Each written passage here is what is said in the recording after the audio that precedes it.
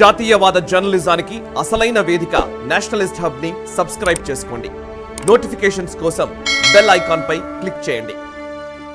So వెనక శక్తులు ఏవైతే ఉన్నాయో అవి ఆ శక్తులు కేజ్రీవాల్ని జస్ట్ అలా ఒక బొమ్మలాగా పెట్టుకొని ఆడిస్తూ ఉన్నాయి. సో ఆ శక్తులు దేశంలో అంటే కాంగ్రెస్ పార్టీ లాంటి శక్తులు అని అనుకోవాలా, దేశ వ్యతిరేక శక్తులు అనుకోవాలా, లేకపోతే అంటే భారతదేశం కాకుండా ఇతర దేశాల నుంచి అంటే ఇందాక వారు అన్నట్టు జార్జ్ సోరోస్ లాంటి వ్యక్తులు అనుకోవాలా, ఎలా అర్థం చేసుకోవాలి, ఎవరి పాత్రలు ఉన్నాయని అర్థం చేసుకోవాలి? మేజర్ గా మన దేశంలో వామపక్షవాదులు, లెఫ్ట్ లిబరల్స్ అనే వాళ్ళు హిడెన్ యాక్టివిటీకి ప్రసిద్ధి. వాళ్ళు ఎప్పుడు తెరపైకి తమ ఒరిజినల్ ఫేస్ తో రారు. ఎప్పుడు కూడా నేను చాలా సార్లు చెప్తుంటాను, ఒక ముసుగుతో వస్తారు. వీళ్ళంతా మేధావి అని ఒక పేరు పెట్టుకుంటారు, లేకపోతే జర్నలిస్ట్ అనే పేరు పెట్టుకుంటారు, పౌర హక్కుల యోధులుగా వీళ్ళు పేరు పెట్టుకుంటారు. అలా ఒక డిజైన్ తో ఉంటారు. ఎప్పుడు కూడా మీ టీవీ పైన కనిపిస్తూ ఉంటారు. వాళ్ళు మీరు అనుకున్నటువంటి చాలా గొప్ప వాళ్ళు, బుద్ధిమంతులు కాదు. అలా చెప్పాలంటే ఇప్పుడు మీరు చెప్తున్న జైల్లో ఉన్న వరవర్రావు, లేకపోతే ఇలాంటి వీళ్ళందరూ కూడా, ఈవెన్ సాయిబాబా మన విడుదల చేశారు. సింపతిని ఒకవైపు సింపతిని పిండుకుంటారు, ఇంకోవైపు నిజాయితీ పరులమని ఫేస్ లో పెడతారు. ఇంకొకటి మేము హక్కుల కోసం మేము పోరాడుతున్నాం, పేదవాడి హక్కుల కోసం అని ఒక పేరు పెట్టుకుంటారు. ఇలాంటి వాళ్ళంతా కూడా హిడెన్ ఎజెండాతో పనిచేస్తుంటారు. వాళ్ళు కాంగ్రెస్ పార్టీ లాంటి పార్టీల్లో చాలా కంఫర్టబుల్ గా ఉంటారు. ఇక్కడ కూడా మన దగ్గర ఇప్పుడు అధికారంలో టిఆర్ఎస్ ఉద్యమం చేసి వచ్చింది కనుక టిఆర్ఎస్ లో కూడా చాలా మంది వాళ్ళు పనిచేస్తుంటారు, పదవులు కూడా ఎంజాయ్ చేస్తారు వాళ్ళతోటి. ఇలా వాళ్ళు ఎప్పుడు కూడా హిందుత్వ, ఇక్కడ హిందూ బేస్డ్ ఆర్గనైజేషన్స్ ను స్ట్రెంగ్తెన్ కాకుండా చూస్తుంటారు వాళ్ళు. ఆ విషయంలో పోరాటం చేస్తూనే ఉంటారు.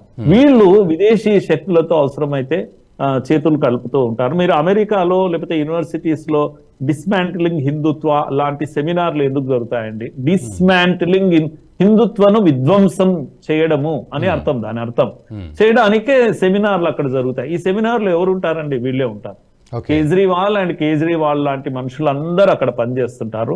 వాళ్ళు ఈ దేశంలో కూడా పనిచేస్తుంటారు. జేఎన్యూలో మీరు తుకుడే తుకుడేగా దేశ బర్బాదీ తక్ జంగ్ కరింగే, ఈ దేశం బర్బాద్ అయ్యేంత వరకు యుద్ధం చేస్తాం, తుకుడే తుకుడే అయ్యేంత వరకు యుద్ధం చేస్తామని ఓపెన్ గా నినాదాలు ఇస్తున్నారు కదా. వీళ్ళంతా కూడా left liberals, anti nationals, anti Hindutva ఎజెండాగా పనిచేస్తున్నారు. అయితే ఇప్పుడు వచ్చిన ప్రాబ్లం ఏంటంటే, మీరు అమెరికా కానీ, జర్మనీ కానీ, యుఎన్ఓ కానీ కొన్ని ఎగ్జాంపుల్స్ మీరు చెప్పారు.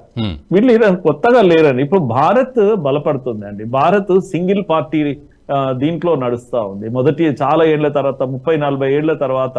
అంటే భారత్ ఎప్పుడు స్టేబుల్ గా ఉండొద్దు, బలంగా ఎదగకూడదు, ఎమర్జ్ కాకూడదు. ప్రపంచంలో సెకండ్ లార్జెస్ట్ పాపులేషన్ ఉన్న దేశం చైనా తర్వాత. చైనానే థ్రెట్ గా అయిపోయింది ఇప్పుడు అమెరికాకు. అలాంటిది ఇప్పుడు భారత్ కూడా థ్రెట్ అవుతే ఇంకా వీళ్ళది ఏమీ నడవదు. అందుకని వీళ్ళు నిరంతరము డీస్టెబిలైజ్ చేయాలి కంట్రీని అనేటువంటి కుట్రలు, కుతంత్ర.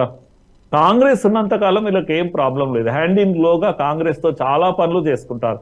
ఇక్కడ చర్చ్ యాక్టివిటీ నడుస్తుంటుంది, ఇక్కడ అనేక ఎన్జిఓస్ ఇక్కడ పనిచేస్తుంటాయి, భారతీయతకు వ్యతిరేకంగా ఇక్కడ యాక్టివిటీస్ నడుస్తుంటాయి, ఎన్జిఓస్ యొక్క యాక్టివిటీస్ నడుస్తుంటాయి. మేధా పాట్కర్ ఎవరండి నన్ను అడిగితే మీరు చెప్పండి. అక్కడ ఇప్పుడు అదేది ఆ నది నర్మదా పైన ఉద్యమం చేశారు కదా, ఇప్పుడు అక్కడ ప్రాజెక్ట్ కట్టాడు కదా మోడీ. ఆమె అంత దశాబ్ద కాలము పోరాటం చేసి ఎన్ని ప్రపంచమంతా శ్లాఘించి పత్రికల్లో రాశారు కదా. ఎక్కడ ఉందండి మేధా పాట్కర్?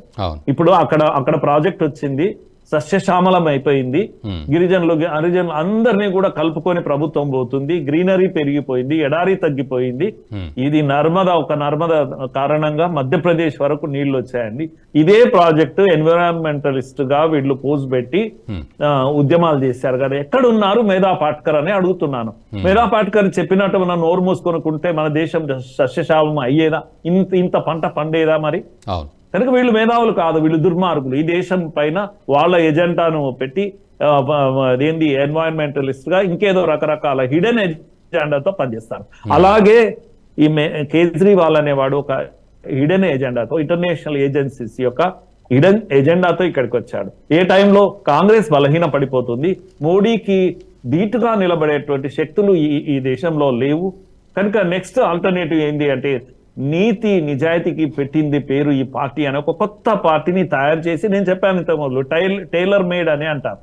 అంటే కట్ చేసి కుట్టి డ్రెస్ కూడా ఎలా ఉండాలి, టోపీ ఎలా ఉండాలి, చీపురు చేతిలో పెట్టి ఈ దేశం పైన డిజైన్ చేసి వేసినటువంటి ఒక బొమ్మ, ఒక కీలు బొమ్మ. వీళ్ళు పాపము అసలైన వీళ్ళ క్రెడిబిలిటీ నేను చెప్తూ ఆపాను. క్రెడిబిలిటీ పోయింది. ఏ నిజాయితీ అని పేరు చెప్పారో ఆ నిజాయితీ అనే క్రెడిబిలిటీ పోయింది. ఈ వీడియో మీకు నచ్చినట్టయితే లైక్ చేయండి, 10 మందికి షేర్ చేయండి. అలాగే కామెంట్ల రూపంలో మీ అభిప్రాయాలను మాతో పంచుకోండి. Nationalist hub group of channels ను సబ్స్క్రైబ్ చేసుకుని తెలుగునాట జాతీయవాద జర్నలిజాన్ని ప్రోత్సహించండి. ఈ వీడియో కింద ఉన్న బెల్ ఐకాన్ పై క్లిక్ చేయడం మర్చిపోవద్దు.